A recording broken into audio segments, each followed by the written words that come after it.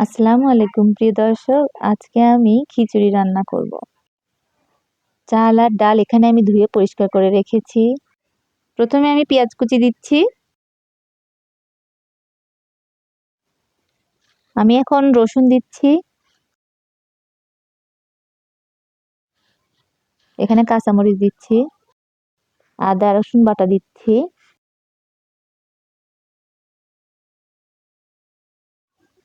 দারুচিনি, এলাচ, তেজপাতা, লবঙ্গ, গোলমরিচ দিয়ে দিচ্ছি।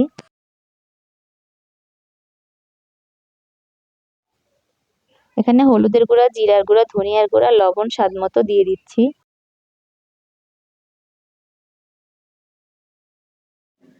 দিয়ে দিচ্ছি তেল।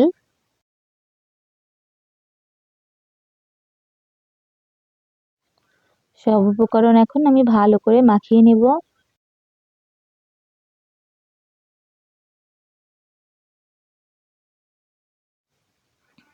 আমি এখন পরিমাণ মতো পানি দিচ্ছি।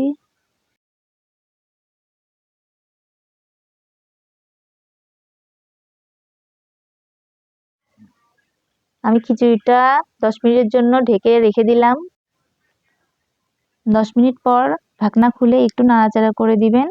তারপরে আরেকটু ঢাকা দিয়ে রেখে দিবেন না হওয়া পর্যন্ত।